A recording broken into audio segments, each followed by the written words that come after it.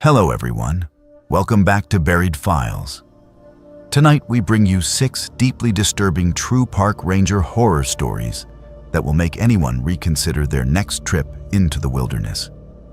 These are not fictional campfire tales or urban legends, but actual documented encounters reported by park rangers who patrol the most isolated and dangerous regions of our national forests.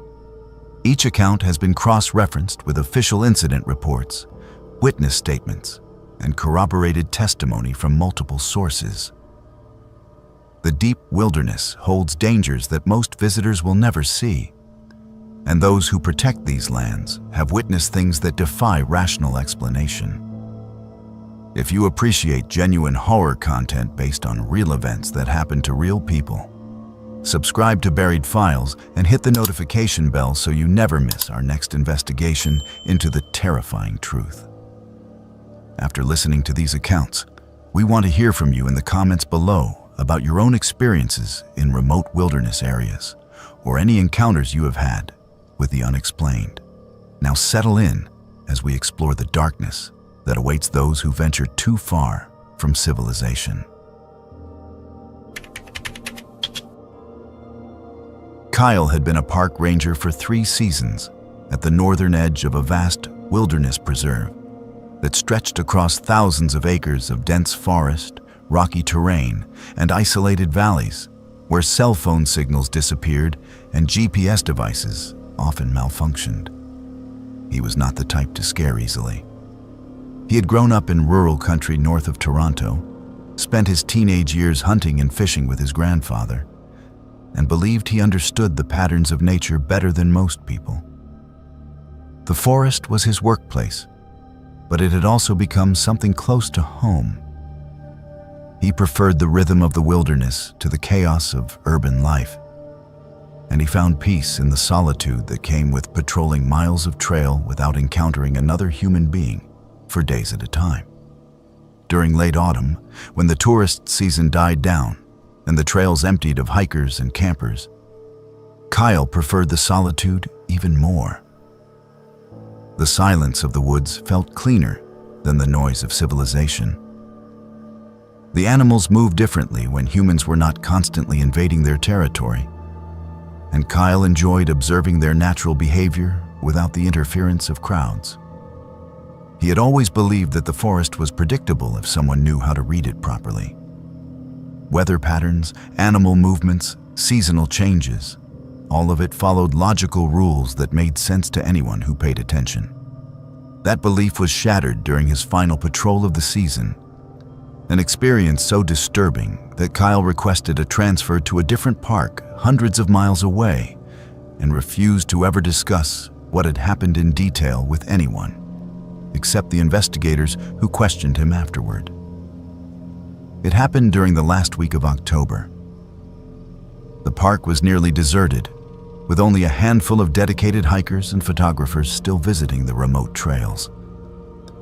Kyle was one of only 2 rangers still stationed at the preserve, and his patrol area covered the northern section where the terrain became increasingly difficult and dangerous. The trails there were poorly maintained, and signs warned visitors that they were entering backcountry where rescue operations could take hours or even days if someone got injured or lost. Most people avoided that area entirely, which was exactly why Kyle enjoyed patrolling it. The fog had rolled in thick that afternoon, turning the familiar trails into ghostly corridors where visibility dropped to maybe 15 feet at best. Every sound seemed muffled and distorted, as if the fog itself was absorbing noise and reshaping it into something unnatural. Kyle was finishing his final patrol of the day, planning to head back to his cabin before darkness made navigation impossible, when he noticed something unusual near an unauthorized trailhead that was supposed to be gated and locked. There was a truck parked there, windows fogged over from the inside, doors locked, engine cold, but not completely frozen. The truck looked abandoned, yet something about it felt wrong. Kyle walked around the vehicle, shining his flashlight through the windows, and saw nothing obviously alarming inside. No blood, no signs of struggle. Just an empty interior with a jacket thrown across the back seat and an empty coffee cup in the holder. He tried the doors, but they were all locked. Kyle radioed the truck's license plate number to dispatch, but the signal was weak and kept cutting out. After several attempts, he finally got through, and dispatch told him to wait for backup before investigating further. But Kyle could not shake the feeling that something was wrong. The truck's engine was still warm, which meant whoever had driven it there had not been gone long. And the location was bizarre. The trailhead was supposed to be closed, and getting past the gate required either cutting the lock or climbing over it with the vehicle, neither of which seemed likely given that the gate appeared intact. Kyle decided he could not wait for backup. If someone was injured on the trail, every minute could matter. He grabbed his emergency pack, checked his radio one more time, and started down the trail, following a set of fresh boot prints that led into the fog. The boot prints were erratic, zigzagging across the trail like the person who made them had been confused, disoriented, or possibly panicking. They occasionally veered off the path entirely, then returned to it as if the person had gotten lost and corrected course. Kyle followed them for nearly 20 minutes, moving slowly and calling out periodically to announce his presence as a park ranger and ask if anyone needed assistance. The fog grew thicker the deeper he went, until Kyle could barely see 10 feet ahead. His flashlight beam seemed to dissolve into the white void, creating strange shapes and shadows that disappeared when he moved the light to focus on them directly. That was when he first heard the voice. It was faint and distant, barely audible over the sound of his own breathing and footsteps. "Help me. Please help me." The voice sounded desperate, frightened, and unmistakably human. Kyle stopped and shouted back, asking for the person's location and assuring them that he was a park ranger coming to help.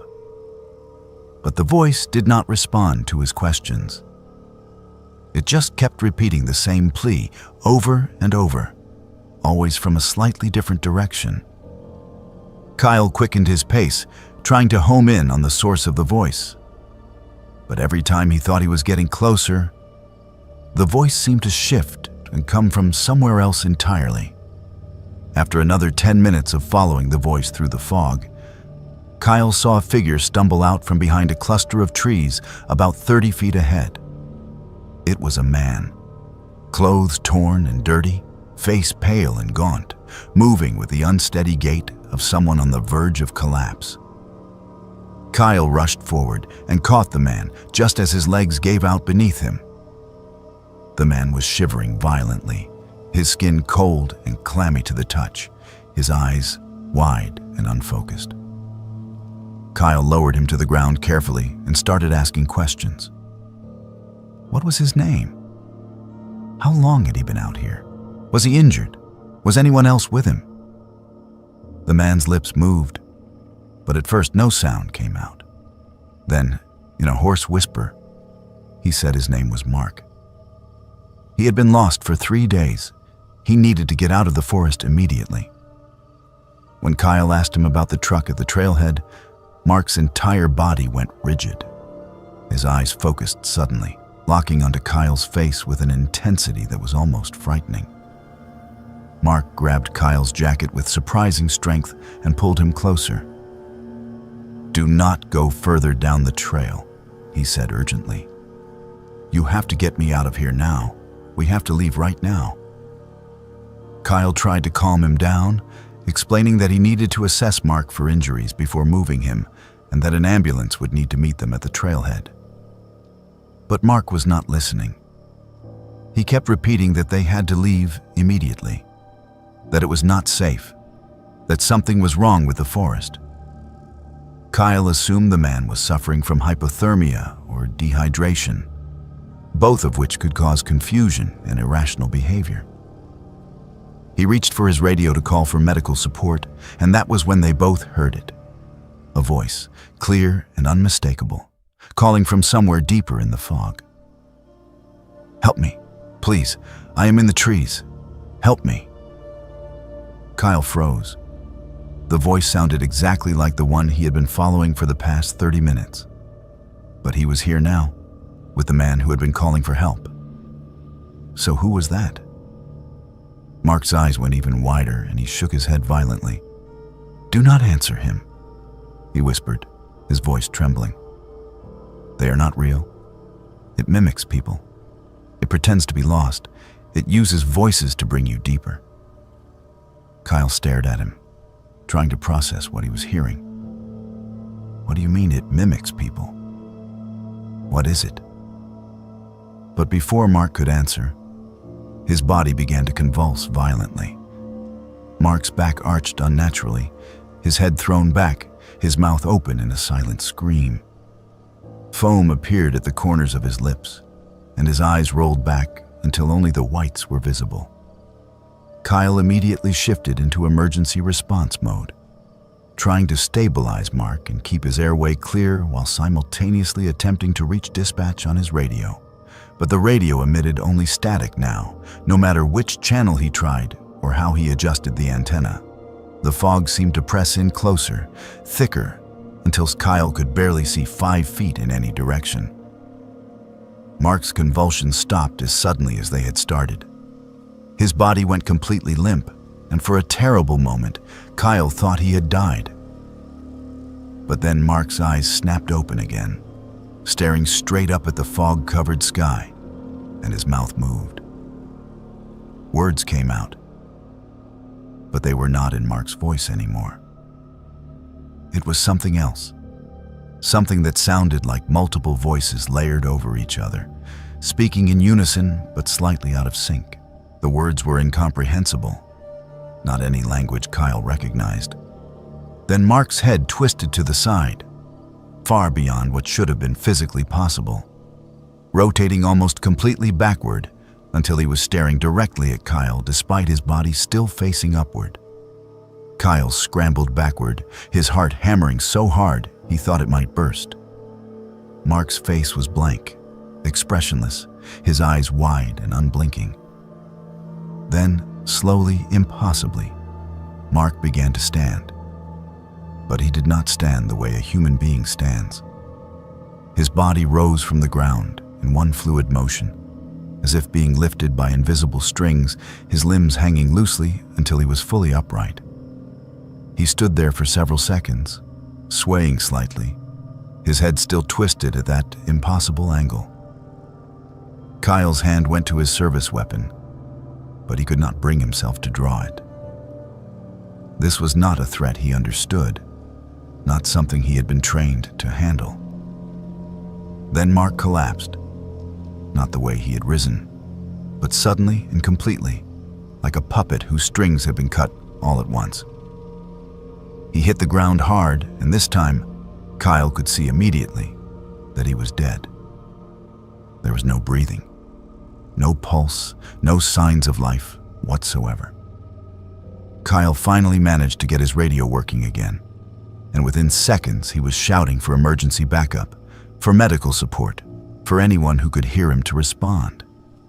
His voice was shaking, his words tumbling over each other in a rush. He knew he sounded panicked, unprofessional, but he could not help it. Nothing in his training had prepared him for this. The rescue team arrived 45 minutes later, though it felt like hours to Kyle. They brought portable lights and medical equipment, and they immediately went to work examining Mark's body. Kyle watched from several feet away, still shaking, unable to look directly at Mark's twisted form. The paramedics worked quickly and efficiently, but after only a few minutes, they pronounced Mark dead at the scene. They could not identify an immediate cause of death. No obvious wounds, no signs of trauma, no indication of what had killed him. When Kyle gave Mark's description and explained where he had found him, one of the senior rangers pulled him aside. His face had gone pale. "What did you say his name was?" the ranger asked. Kyle repeated that the man had said his name was Mark, that he had been lost for 3 days, and that he had been trying to warn Kyle about something in the forest before he died. The senior ranger was quiet for a long moment, then pulled out his phone and showed Kyle a photograph. "Is this him?" Kyle looked at the photo and felt his stomach drop. It was Mark, unmistakably the same man. But the photo was from a missing persons report filed 6 years earlier. Mark had disappeared while hiking in this exact area, and despite extensive search operations, no trace of him had ever been found. Kyle insisted there had to be a mistake. The man he had found was real, physical, not a ghost or hallucination. The senior ranger did not argue, but he did explain that a search team would be sent out immediately to investigate the area where Kyle had found Mark. If someone had been surviving in the wilderness for 6 years, or if there was evidence of foul play, they needed to know. Kyle was told to return to the ranger station and write a detailed report of everything that had happened. He did as instructed, though his hands shook so badly he could barely type. The search team returned 8 hours later with disturbing news. They had followed the trail Kyle described, using his GPS coordinates and his written directions. But according to their findings, no such trail existed in that area. The coordinates Kyle provided led to a section of forest so dense and overgrown that it was impassable without machetes to clear the way. There were no boot prints, no signs of human passage, no indication that anyone had been there recently. The truck that had been parked at the unauthorized trailhead was traced to a man who had reported it stolen 3 weeks earlier from a parking lot 200 miles away. The truck yielded no forensic evidence connecting it to Mark or to anyone else. The official report concluded that Kyle had found an unidentified individual suffering from severe medical distress, possibly a drifter or homeless person who had been living rough in the forest. The disorientation and confusion Kyle experienced was attributed to the fog, exhaustion, and the stress of the situation. Mark's true identity was never definitively established, though dental records eventually suggested he might have been the missing hiker from 6 years earlier. How he had survived that long, where he had been, and what had happened to him remained complete mysteries. The cause of death was listed as undetermined pending further investigation, but no further investigation ever took place. Kyle knows what he saw. He knows what he heard. And he knows that Mark tried to warn him about something before he died. The locals who lived near that forest have their own explanations. Stories passed down through generations about things that live in the deep woods. They talk about mimics, entities that can copy human voices and appearances, that build false trails and lure people deeper into the wilderness, where they can never find their way out. They say the fog is when the mimics are most active, when the boundary between the real world and whatever exists in the deepest parts of the forest becomes thin. Kyle does not patrol that area anymore. He requested and received a transfer to a different park in a different state, somewhere with shorter trees, less fog, and trails that stay exactly where they are supposed to be. But even there, in his new posting hundreds of miles away, Kyle sometimes hears a voice at night when he is alone in his cabin. It comes from just past the tree line, faint and distant, calling for help. And every time he hears it, Kyle locks his doors, closes his windows, and refuses to respond. Because he knows now that some voices in the wilderness should never be answered, and some trails should never be followed, no matter how desperate the plea for help might sound. Tom worked as a park ranger at a sprawling national park known for its dense old-growth forests, rugged mountain terrain, and hundreds of miles of backcountry trails that attracted serious hikers and wilderness enthusiasts from across the country. The park was remote enough that cell phone coverage was non-existent in most areas, and the nearest town with a hospital was over an hour's drive from the main ranger station. Tom had been working there for 2 years, and he had come to appreciate the isolation and self-sufficiency that the job required. He bunked at the staff quarters, a cluster of small cabins situated about 3 miles from the main visitor center, along with several other rangers who rotated through different patrol schedules throughout the season.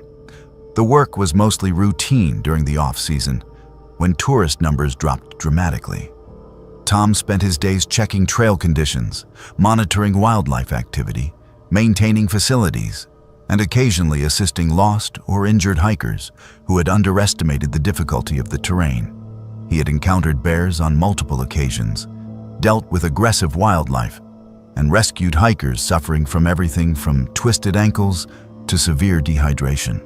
But nothing in his training or experience had prepared him for what happened one August night when the summer season was winding down and the park was transitioning into the quieter autumn months. It was close to 11 o'clock at night, and Tom had just finished his shift and returned to his cabin. He had changed into comfortable clothes, made himself dinner, and was planning to read for an hour before going to sleep. The cabin was small but functional, with a single bedroom, a bathroom, a kitchenette, and a living area with a wood-burning stove that Tom rarely needed during the summer months. The windows were open to let in the cool night air, and Tom could hear the familiar sounds of the forest settling down for the night. Crickets, the occasional hoot of an owl, wind rustling through the pine trees. It was peaceful, the kind of quiet that Tom had grown to love about living in the wilderness. Then he heard voices. They were high-pitched, desperate, and growing louder as they approached his cabin. Tom immediately recognized the sound of people in distress. He grabbed his flashlight and pulled on his boots, not bothering to change out of his sweatpants and t-shirt, and hurried to the door. Before he could open it, frantic knocking erupted against the wood, hard and insistent. Tom opened the door quickly and found himself face to face with 2 young women, both in their early 20s, both pale and terrified. One of them had a jacket tied awkwardly around her left shoulder, and blood was soaking through the fabric, dark and wet in the beam of his flashlight. Tom immediately went into emergency response mode. He brought them inside, turned on all the lights, and grabbed his first aid kit from the cabinet.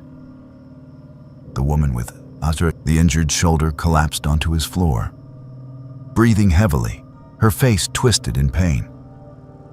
Her friend kneeled beside her, holding her hand and speaking in a shaky voice, trying to reassure her that everything would be all right.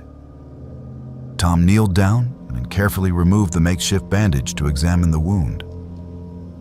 What he saw made his stomach turn. It was a bite mark, not from a bear or mountain lion or any other animal Tom had ever encountered in his years of wilderness work. The pattern was distinctly human, deep, vicious, and clearly made by human teeth that had clamped down with tremendous force and torn away flesh. The wound was bleeding heavily, and the edges were ragged and infected looking. Tom could see bruising around the bite that suggested the attack had happened hours earlier, and the woman was likely going into shock from blood loss and trauma. Tom asked what had happened, trying to keep his voice calm and professional, even though his mind was racing. The uninjured woman explained that they had been hiking one of the backcountry trails, planning to camp overnight at a designated site about 5 miles from the ranger cabins. They had been walking for about an hour after sunset, using headlamps to navigate, when they heard someone walking behind them on the trail. At first, they thought it was another hiker, which was unusual but not unheard of. They called out a greeting but received no response. The footsteps continued, keeping pace with them, staying just far enough back that they could not see who was following them.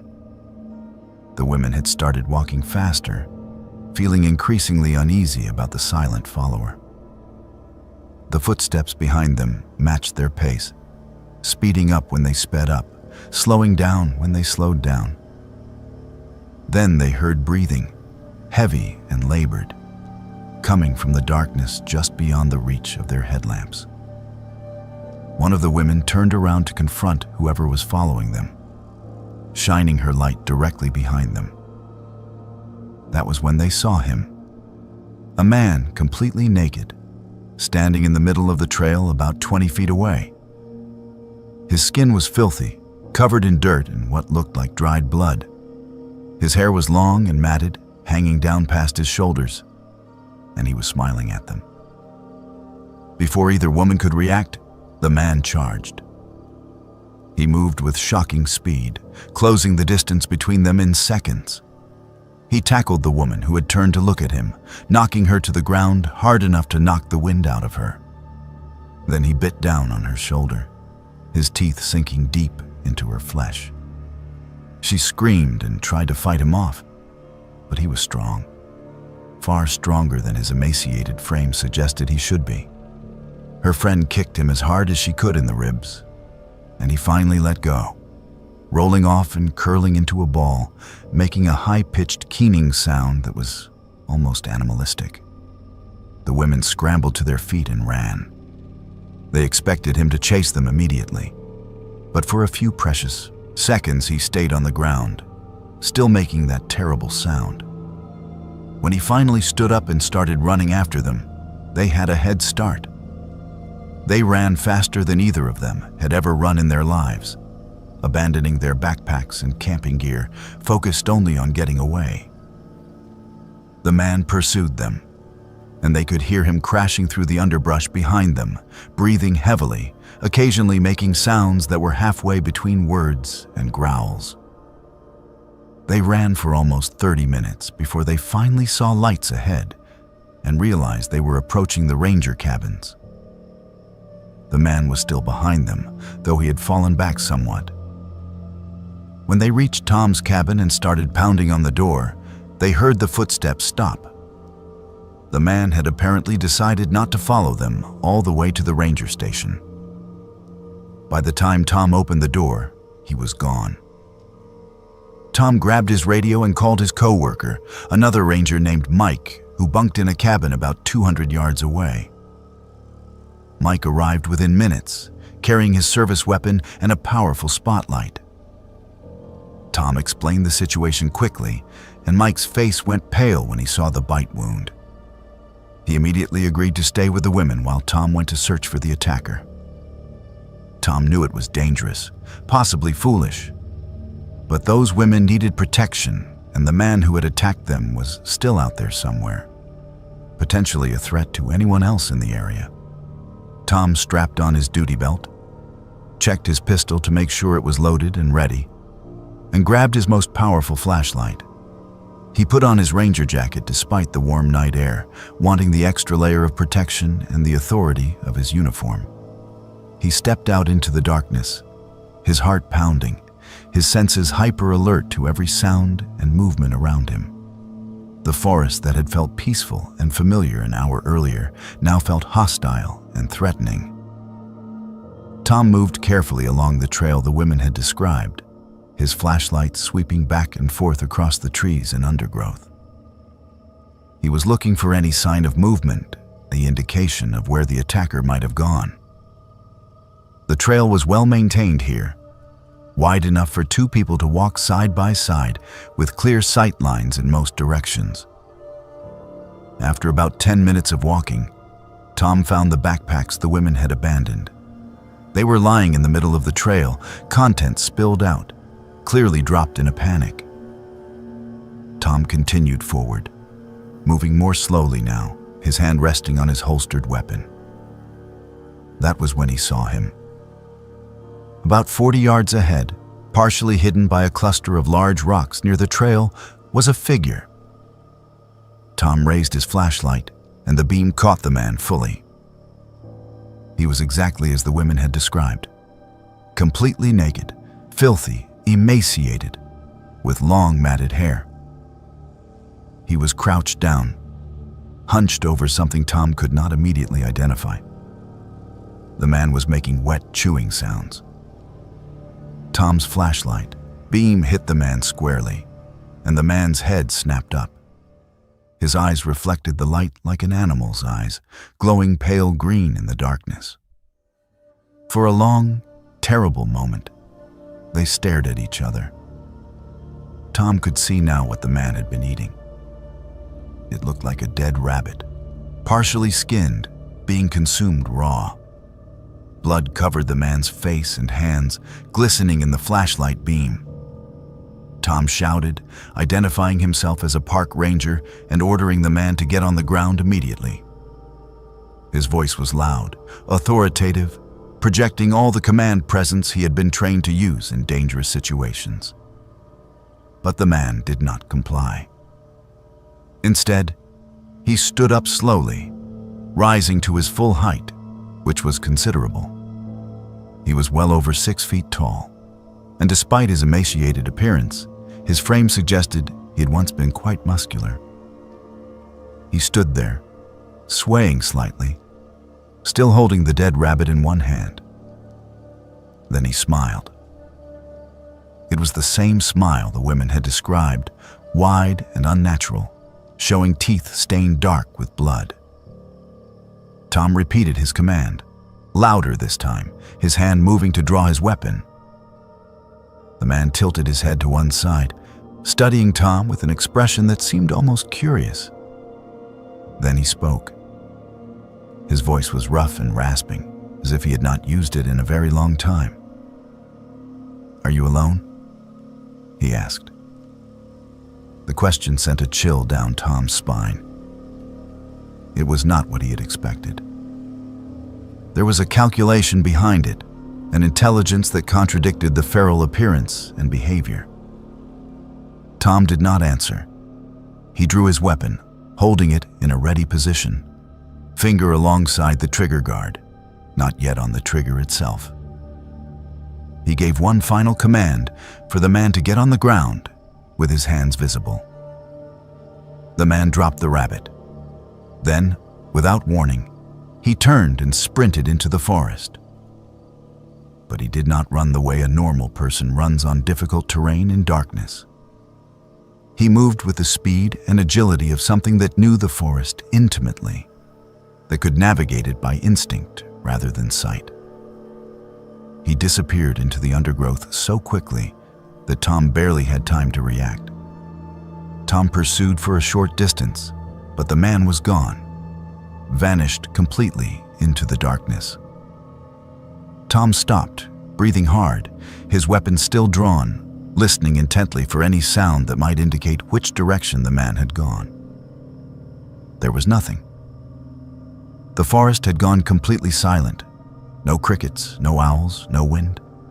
Just an oppressive, unnatural quiet that made Tom's skin crawl. He backed away slowly, keeping his flashlight and weapon ready, and made his way back toward the cabins.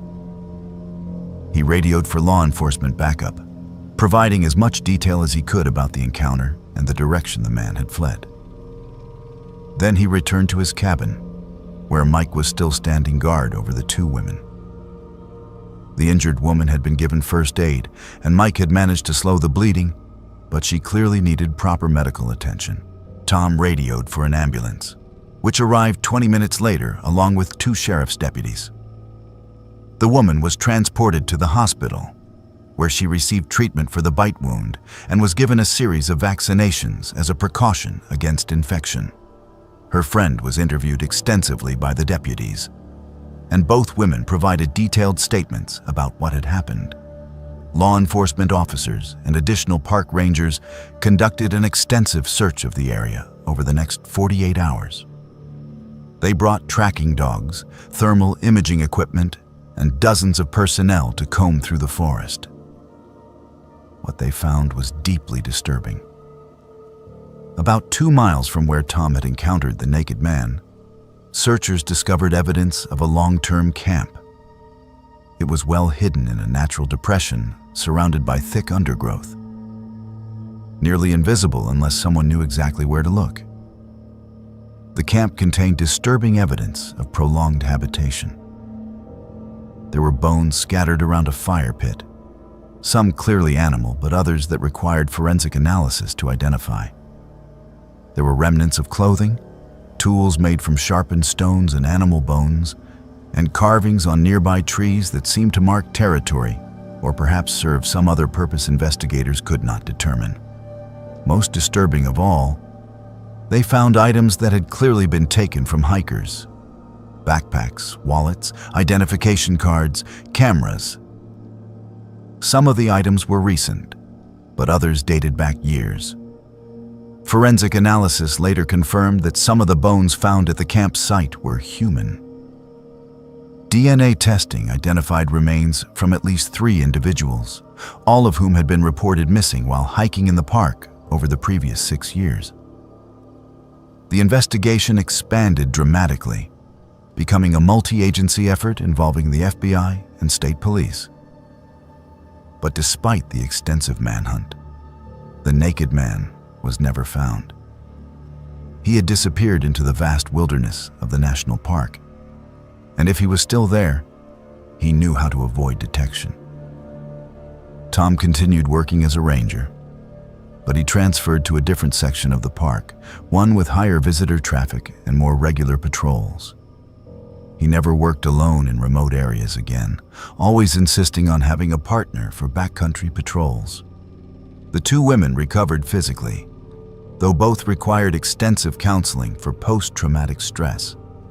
The woman who had been bitten still bears the scars on her shoulder, a permanent reminder of how close she came to becoming another missing person statistic. Tom thinks about that night often. He thinks about the question the man asked him. "Are you alone?" It suggests planning, calculation, predatory behavior that goes beyond simple madness or survival instinct. It suggests that the man was evaluating Tom as potential prey, weighing the risks, deciding whether to attack or flee. Tom knows how lucky he was that the man chose to flee. He also knows that somewhere in that vast forest, in the places where maps end and trails disappear, there are predators far more dangerous than any bear or mountain lion. And some of them walk on 2 legs, smile with human teeth, and ask questions before they decide whether to kill. May worked as a park ranger at a sprawling wilderness reserve, known primarily for its extensive cave systems that attracted spelunkers and adventure seekers from across the region. The caves ranged from simple tourist-friendly chambers with guided tours to dangerous technical systems that required specialized equipment and training to navigate safely. Search and rescue operations were a regular part of May's job, though most incidents were relatively routine. Twisted ankles from hikers who underestimated the terrain, cases of dehydration during summer months, occasional broken bones from falls. May had been trained for cave rescue specifically, completing a rigorous certification program that covered rope work, confined space operations, and emergency medical response in underground environments. But despite all her training, she had never been called for anything truly serious. That changed one afternoon in early autumn. It was a Tuesday, typically one of the quieter days of the week, when a frantic hiker burst through the doors of the ranger station. He was out of breath, sweating heavily despite the cool temperature, and clearly in a state of panic. He identified himself as Balint and explained between gasps that 2 people had gone missing inside one of the park's most dangerous cave systems. Balint said he and his friend Mark had been hiking near the entrance to a cave that was officially closed to the public due to safety concerns. They had noticed a young boy, maybe 8 or 9 years old, crawling into the narrow entrance. Concerned that a child was entering such a dangerous area unsupervised, Mark had made the decision to follow the boy into the tunnel, assuring Balint that he would just make sure the kid was safe and would return in a few minutes. But Mark never came back. Balint had waited for nearly 20 minutes, calling into the cave entrance, hearing nothing but his own voice echoing back. Finally, worried that something had happened to his friend, Balint had crawled into the narrow tunnel himself, moving slowly and carefully, calling out for Mark.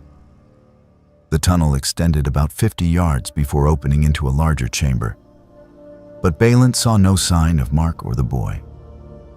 The chamber had multiple passages leading off in different directions, and Balint realized that attempting to search further without proper equipment or knowledge of the cave system would be suicidal. He had backed out, run the 2 miles to where his car was parked, driven until he found cell service, and called for help. May immediately contacted the park superintendent and activated the search and rescue team. Within 90 minutes, 8 team members had assembled at the cave entrance, including 2 specialists with extensive caving experience. Balint was there as well, still visibly shaken, insisting on joining the search despite being advised to let the professionals handle it. He kept repeating that something had felt wrong about the whole situation. The boy had not responded when they called to him, had not looked back even once, and had moved in a strange, jerky manner that did not seem natural for a child. The team entered the cave system fully equipped with climbing gear, helmets with mounted lights, radios, rope, and emergency supplies. The entrance tunnel was exactly as Balint had described, narrow enough that they had to crawl single file, barely wide enough for an adult to fit through comfortably. The walls were damp and cold, and the air smelled of minerals and stagnant water.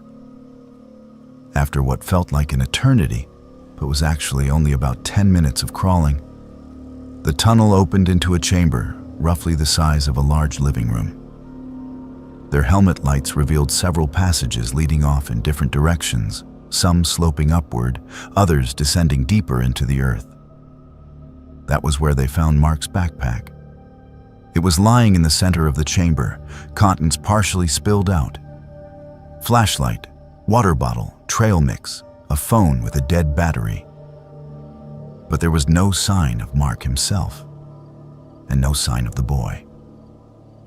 The team leader made the decision to split into 2 groups to cover more ground while maintaining safety protocols.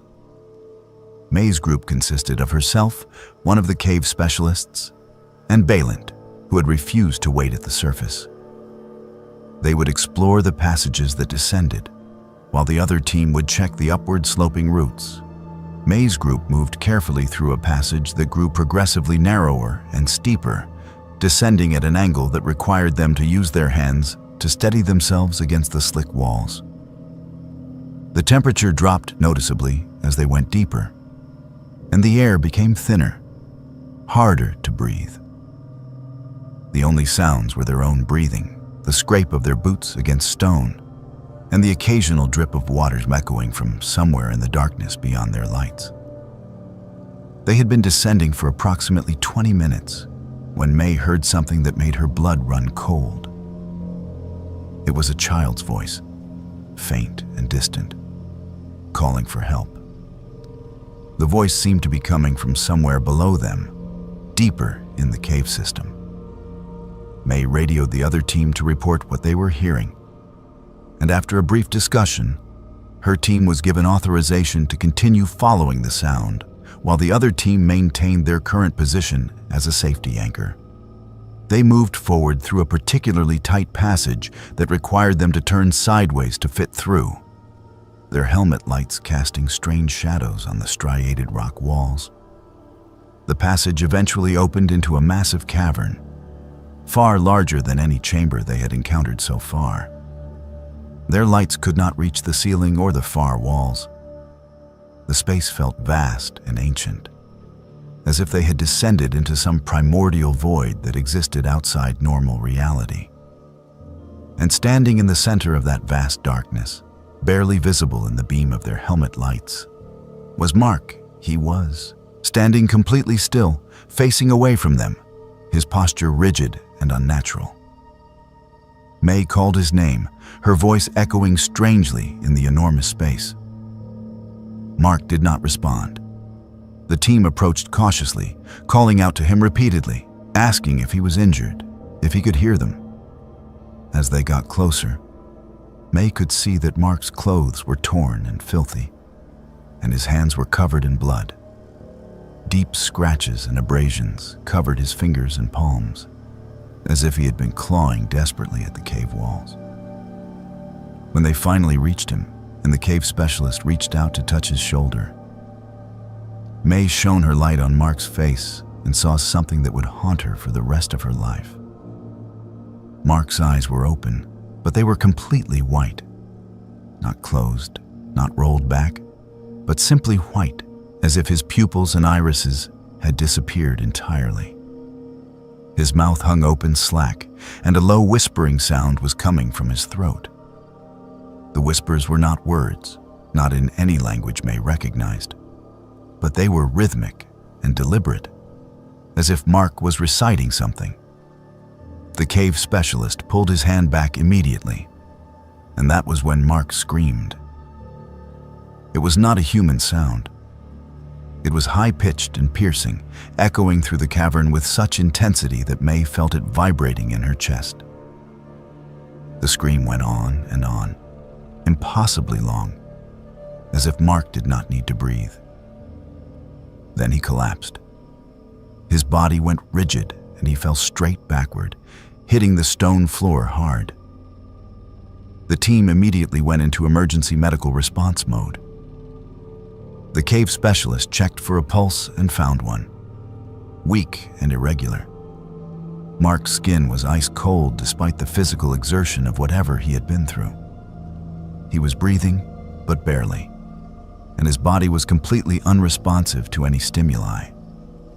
May radioed for an emergency extraction team while the cave specialist and Balint began the difficult process of preparing Mark for transport.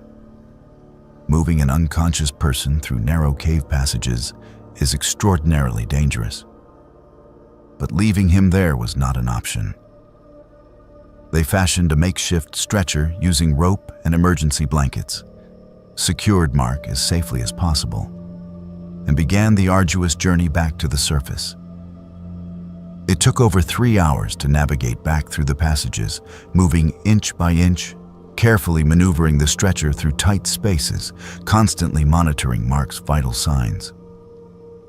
By the time they emerged from the cave entrance, it was fully dark outside. An ambulance was waiting, and paramedics immediately took over Mark's care. He was still unconscious, still unresponsive, his body temperature dangerously low, despite being wrapped in thermal blankets. He was airlifted to a regional hospital with a specialized trauma unit, where doctors worked frantically to stabilize him. May provided a detailed report of everything they had found, but she deliberately left out the detail about Mark's eyes. She did not know how to explain it, and she was not sure anyone would believe her anyway. Mark remained in a comatose state for 3 weeks. During that time, May and the other team members were interviewed repeatedly by park officials and law enforcement. The cave system was extensively searched by professional spelunkers and rescue teams, but no trace of the young boy was ever found. No lost child had been reported in the area. No families had contacted authorities about a missing son. It was as if the boy had never existed at all, except that both Balint and Mark had seen him, and Mark had followed him into the cave.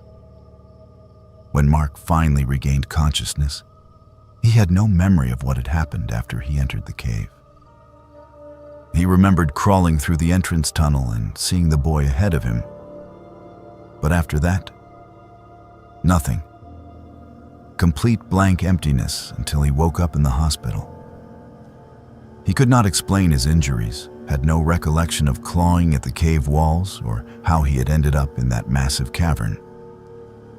Most disturbing of all, Mark insisted that from his perspective, he had only been in the cave for a few minutes.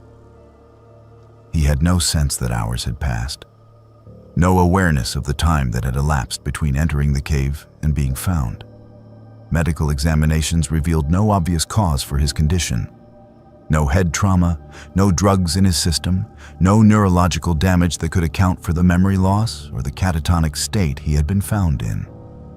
His injuries were consistent with sustained physical exertion against rough stone surfaces. But doctors could not explain why he would have been clawing at cave walls or what had caused his eyes to appear the way May had described. The official report concluded that Mark had likely experienced a severe panic attack and psychological break triggered by getting lost in an unfamiliar cave system, combined with possible carbon dioxide buildup in poorly ventilated passages. May left the Park Service 6 months after the incident. She completed her remaining contract obligations, but she could not continue working in that environment. Every time she saw a cave entrance, she thought about that massive cavern and the sound of Mark's inhuman scream echoing through the darkness. She had nightmares about it regularly, dreams where she was back in that cavern and heard the child's voice calling for help. In her dreams, she followed the voice deeper and deeper into passages that seemed to extend forever, spiraling down into the earth, never reaching an end. Local folklore about the cave systems in that region includes numerous references to children's voices that lure people underground. Stories passed down through generations speak of caves that are doorways to something older and more dangerous than anyone can understand. Places where the normal rules of reality do not apply and where time moves differently. May does not know if she believes in such things, but she knows what she saw in that cavern. She knows the look on Mark's face and the sound he made, and she knows she will never set foot in another cave again, no matter the circumstances.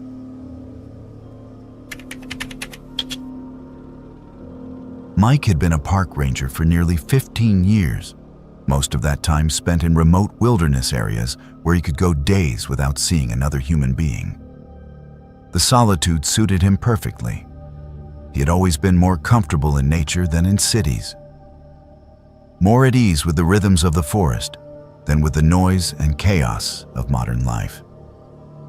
Mike believed that the wilderness was where he truly belonged, where he felt most at peace with himself and the world.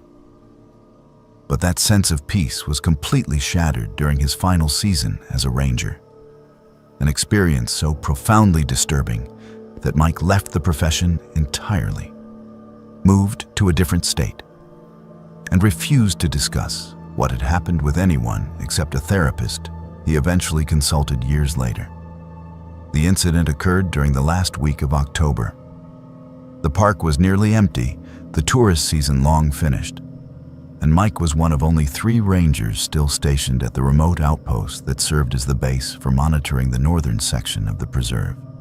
He was conducting a routine patrol of a trail that wound through particularly dense forest when he noticed something unusual.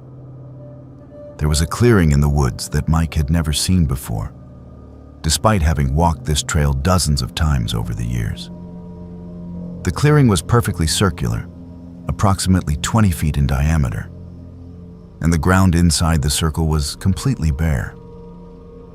No grass, no leaves, no undergrowth, just dark soil that looked as if it had been freshly turned.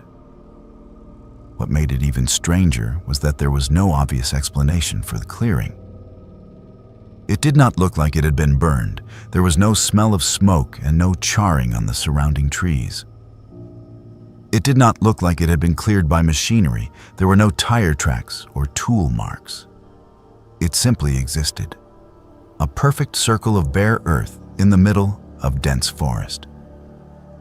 Mike took photographs, marked the location on his GPS unit, and radioed a report to the park superintendent. He was told that someone would come out to investigate within the next few days, and that he should continue his patrol. That night, back at his cabin, Mike heard a voice outside. It started as barely more than a whisper, so faint that at first Mike thought he was imagining it. But as the evening progressed and darkness fell completely, the voice grew gradually louder and more distinct. It was calling his name, not shouting, but speaking it clearly and deliberately, over and over. Mike grabbed his flashlight and stepped outside, scanning the tree line with the beam. There was nothing there. No movement, no signs of anyone hiding in the woods. He called out, identifying himself as a ranger and asking who was there. The voice did not answer his question. It just continued calling his name. Mike went back inside and locked the door, telling himself it was probably just exhaustion playing tricks on him after a long day. But the voice did not stop. It continued throughout the entire night, sometimes whispering, sometimes speaking at normal volume, always calling his name. The voice seemed to come from different directions, sometimes from the woods behind the cabin, sometimes from the side, occasionally from directly in front of the door. Mike did not sleep at all that night. He sat in his living room with all the lights on, his service weapon on the table in front of him, listening to the voice call to him until the sun finally rose and it stopped. By morning, Mike was exhausted and deeply unnerved. He reported the incident to the park superintendent, who suggested that it might have been other rangers playing a prank, though Mike was certain it was not. The voice had sounded wrong somehow, not quite natural, with an odd resonance that made it difficult to pinpoint the exact location it was coming from. The superintendent also suggested that the terrain might be creating unusual echo effects, distorting sounds from far away and making them seem closer. Mike did not argue, but he knew what he had heard was not an echo. Over the next week, the voice became a constant presence in Mike's life. It followed him on patrols, calling to him from the forest. It whispered outside his cabin every night, making sleep nearly impossible. Mike began experiencing other disturbing phenomena as well. Equipment would go missing from his cabin and then reappear hours later in places Mike had already searched multiple times. His GPS unit would malfunction in areas where he had never had signal problems before. Most disturbing of all, he began finding footprints in the soft earth around his cabin. The prints matched his own boots exactly, down to the specific wear patterns and distinctive tread markings. But Mike knew he had not made those tracks. Mike started documenting everything.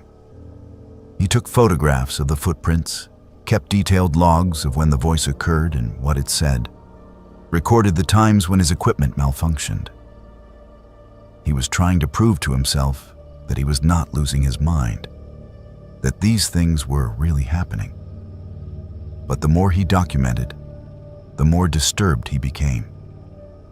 The footprints appeared in impossible places, on surfaces where prints should not be able to form. The voice sometimes called to him using phrases that Mike had only thought, never spoken aloud. The breaking point came during a patrol 8 days after he had first heard the voice. Mike was walking along a familiar trail, alert and tense, when he heard the voice calling from directly behind him. He spun around immediately, his hand going to his weapon, and saw himself standing there. About 30 feet back on the trail, staring directly at him, was what appeared to be Mike's identical twin. Same height, same build, wearing the exact same ranger uniform, even the same equipment belt. But the expression on the doppelganger's face was completely blank, emotionless, like a mannequin that had been made to look human, but had never actually been alive. Mike drew his weapon and shouted at the figure to identify itself, his voice shaking despite his efforts to sound authoritative. The doppelganger did not respond. It did not move, did not blink, just stood there staring with those empty eyes. Mike repeated his command, louder this time, taking a step backward. The doppelganger smiled. It was a slow, deliberate smile that spread across its face, like something that had learned the expression by watching but did not understand what it meant. Then it turned and walked off the trail into the forest, moving with a strange, jerky gait that did not look quite natural. Mike did not follow it. Every instinct he had was screaming at him to run, to get away from this place as quickly as possible. He turned and ran back toward his cabin, not caring about protocol or procedure, focused only on getting somewhere he felt safe. When he reached the cabin, he immediately began packing.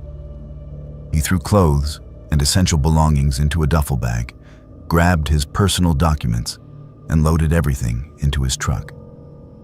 He did not file a report, did not inform the superintendent he was leaving, did not follow any of the proper channels. He just drove straight out of the park without stopping.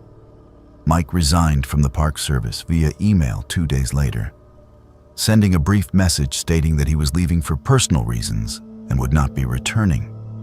His supervisor tried repeatedly to contact him, asking for a proper explanation and requesting that he at least come back to complete an exit interview. Mike ignored all the requests. He refused to discuss what had happened, refused to return to the park even to collect belongings he had left behind. Eventually, the Park Service stopped trying to contact him, and Mike's sudden departure was officially attributed to a family emergency. Mike moved across the country to a city on the opposite coast, as far from that wilderness preserve as he could get without leaving the country entirely. He took a job in an office, something completely unrelated to wilderness work or outdoor recreation. He avoided forests, avoided hiking, avoided anything that reminded him of his time as a ranger. People who knew him before the incident said he had changed fundamentally, become quieter and more withdrawn, more anxious and hypervigilant. Because Mike still hears the voice, not every night, but often enough that he can never fully relax. Late at night, when the city is as quiet as it ever gets, he hears his name being called. It is fainter now, more distant than it was at the park, but it is definitely the same voice. Mike has tried therapy, tried medication for anxiety and sleep disorders, even tried consulting with people who deal in spiritual or paranormal matters. Nothing has helped. He is convinced that whatever was in that forest followed him when he left, that it latched onto him somehow and will never let go.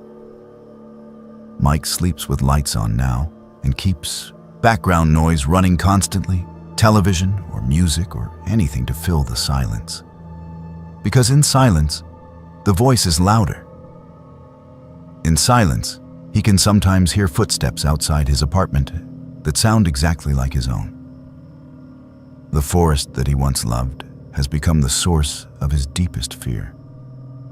He knows he will never feel truly at peace again, will never feel safe in darkness or silence.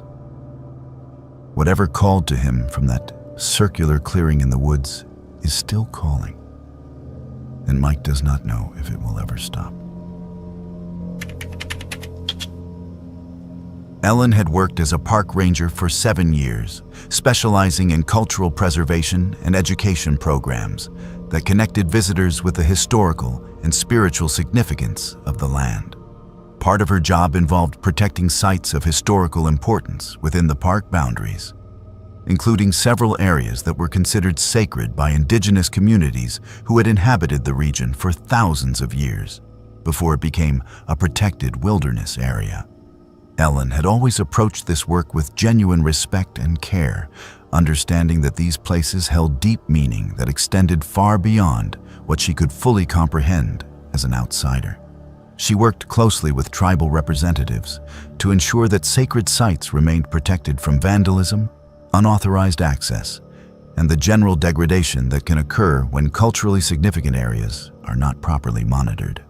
One autumn evening, Ellen received a concerning report from a hiker who had been exploring near the park boundaries. The hiker claimed to have seen a group of people conducting some kind of ceremony in an area that was clearly marked as restricted and closed to all public access. The restricted area in question was a sacred site that had been officially closed for decades due to its cultural importance. Access required bypassing multiple locked gates and ignoring numerous signs that explicitly warned against trespassing. Ellen was immediately alarmed, knowing that any unauthorized activity in that area was not only illegal, but also deeply disrespectful to the indigenous communities who still considered the site sacred. Ellen decided to investigate immediately rather than waiting until morning. She gathered her equipment, including a radio, camera to document any trespassing, and her official ranger identification. She informed the park superintendent of her plans and estimated she would be back within 2 hours. The drive to the restricted area took nearly 40 minutes along poorly maintained access roads. By the time Ellen arrived at the locked gate that marked the boundary, the sun was beginning to set, casting long shadows through the dense forest. She parked her vehicle, unlocked the gate using her ranger keys, and proceeded on foot along the narrow trail that led to the sacred site. The forest was unusually quiet. Ellen noticed immediately that she could not hear any birds, no insects, none of the normal ambient sounds that typically filled wilderness areas during evening hours. The silence felt oppressive and wrong, making every footstep she took seem unnaturally loud. As she approached the sacred site, she began to smell something burning. It was not ordinary wood smoke, but something else entirely. Something organic and unpleasant that made her stomach turn. Ellen proceeded cautiously, one hand on her radio, ready to call for backup if the situation warranted it. When she reached the clearing where the sacred site was located, Ellen stopped and stared, in complete disbelief at what was before her. In the center of the clearing was a large circle constructed from stones, each roughly the size of a human head, arranged with obvious precision. Inside the stone circle were symbols painted on the ground in what appeared to be blood, though Ellen desperately hoped it was just red paint. Surrounding the circle were dozens of small animal skulls, arranged in intricate geometric patterns that suggested deliberate planning and design. In the very center of it all stood a tall wooden pole, easily 8 feet high, with something tied to the top. Ellen squinted, trying to see what it was in the fading light. The shape was disturbingly humanoid, though she could not determine if it was a mannequin, a doll, or something else. Ellen raised her radio to call for backup, knowing that this situation was far beyond what she should handle alone. But before she could press the transmit button, she heard movement behind her. She spun around and saw figures emerging from the tree line in multiple directions. There were 6 of them, all wearing long dark robes and masks constructed from animal skulls. Deer skulls, bear skulls, smaller animals she could not immediately identify.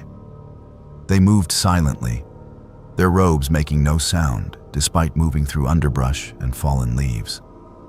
Within seconds, they had encircled Ellen, cutting off any route of escape back to the trail. One figure stepped forward from the circle.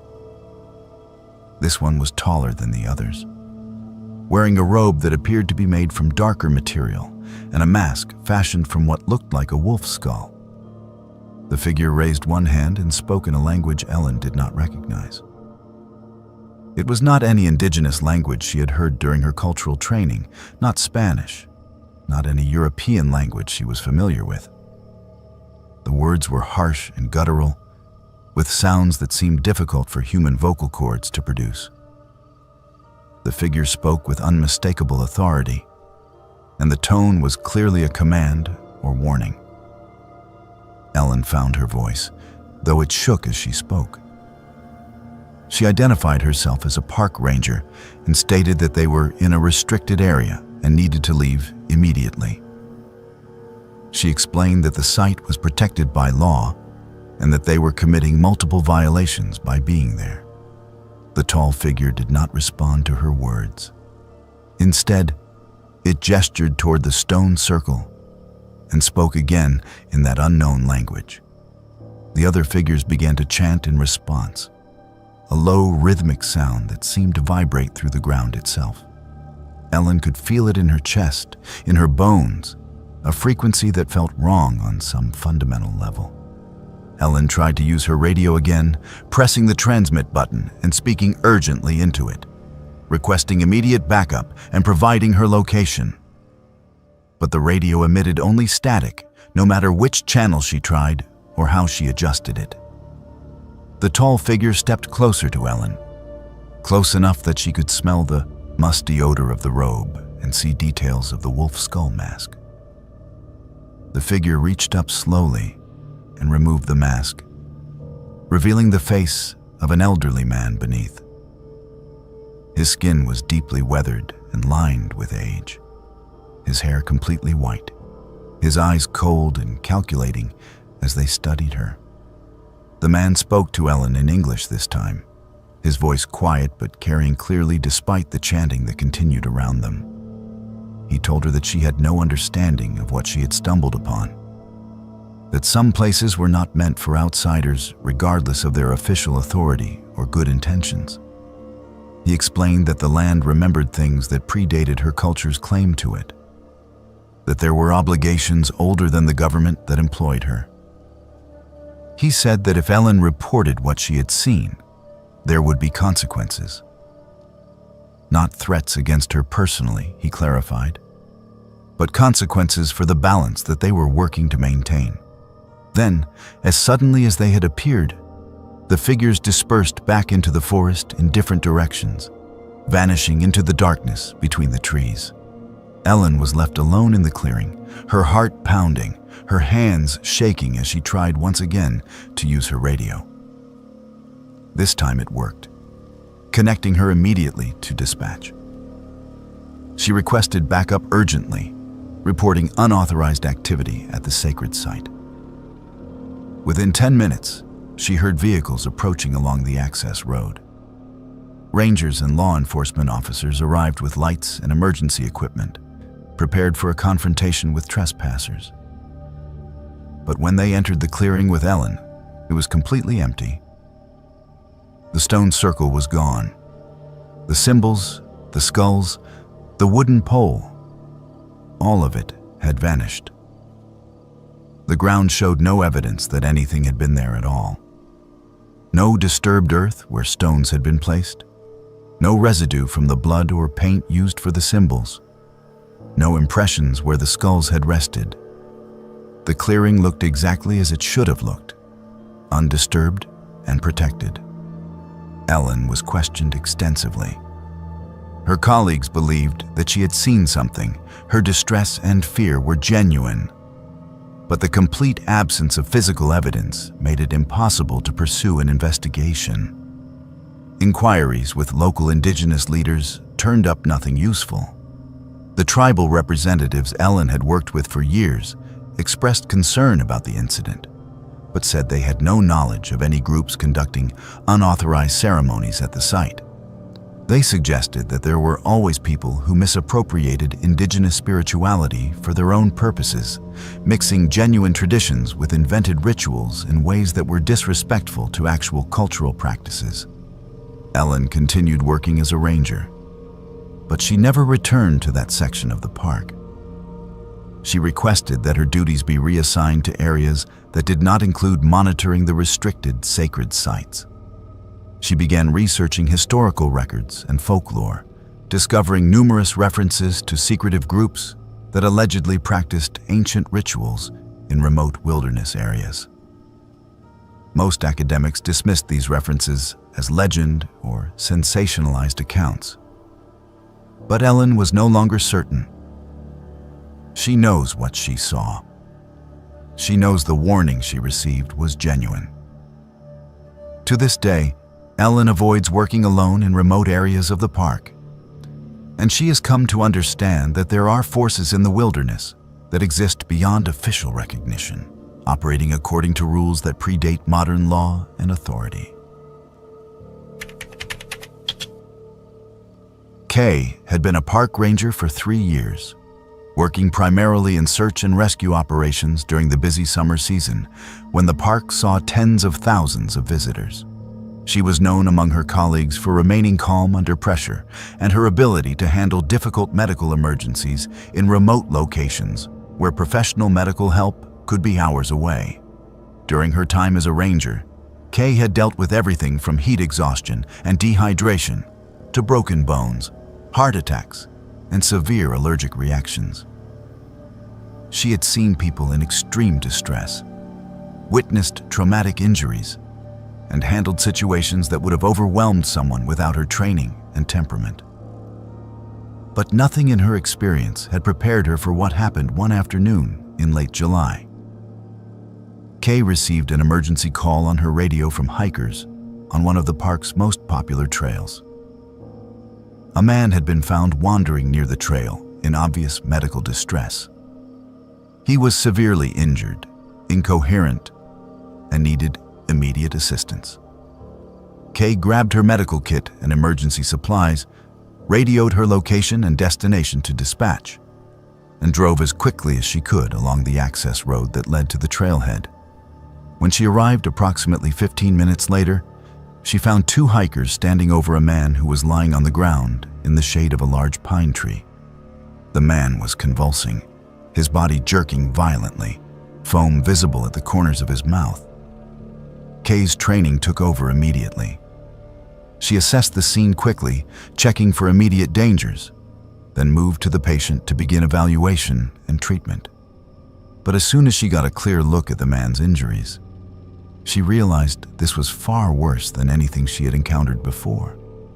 The man's body was covered in severe burns, third-degree burns across his arms, chest, neck, and face. His clothing was mostly burned away, hanging in charred tatters from his body. The smell of burned flesh was overwhelming, making Kay's eyes water and her stomach turn. She forced herself to focus, to push past the visceral horror and do her job.